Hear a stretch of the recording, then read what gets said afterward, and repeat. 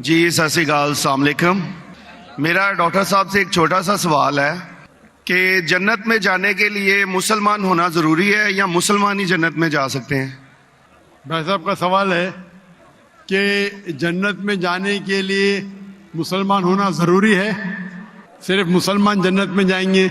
صرف اپنے آپ کو مسلمان بولنا جنت میں جانے کے لیے کافی نہیں ہے۔ جس طریقے سے میں نے میرے تقریر میں کہا جنت میں جانے کے لیے 4 چیز کی ضرورت ہے۔ سورہ العصر سورہ نمبر 103 آیت نمبر 1 2 3 اللہ تعالیٰ فرماتے والعصر ان الانسان لفی خسر۔ اللہ تعالیٰ وقت کی قسم کھاتے اور کہتے ہیں کہ انسان خسارے میں ہے۔ صرف وہ لوگ بچ جائیں گے جو لوگ کے پاس یہ 4 چیزیں۔ نمبر 1 ایمان۔ تو صرف مسلمان بولنا ضروری نہیں ہے اور مسلمان بولنا کافی نہیں ہے۔ آپ کے پاس نمبر 1 ہونا چاہیے ایمان۔ اگر آپ کے پاس ایمان ہے کہ اللہ ایک ہے اور اللہ کے آخری نبی محمد صلی اللہ علیہ وسلم ہیں اور باقی چیز پہ ایمان ہے، یہ ایک پوائنٹ پورا ہوتا ہے۔ نمبر 2 اچھے اعمال، عمل صالحات۔ نمبر 3 وتواصوا بالحق، لوگوں کو حق کی طرف بلانا۔ اور نمبر 4 وتواصوا بالصبر، لوگوں کو صبر کی طرف بلانا۔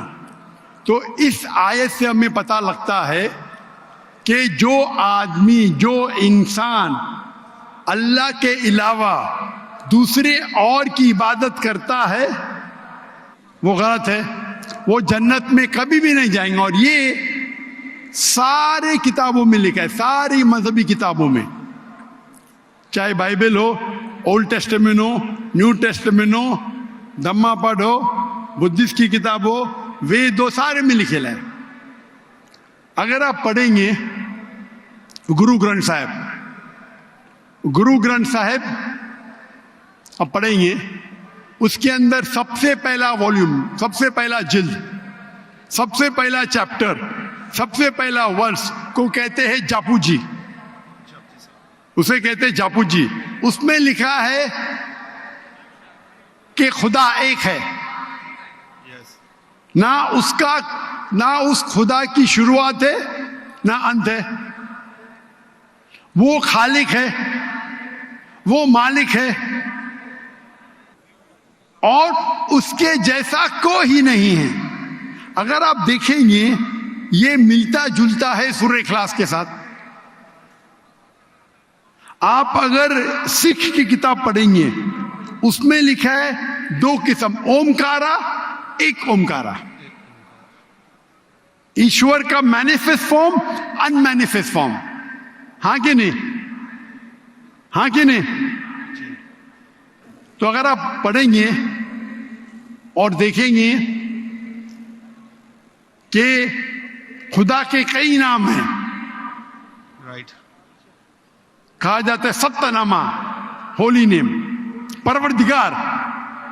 جی پروردگار بھی ایک نام ہے آپ کی کتاب میں، ہاں کہ نہیں؟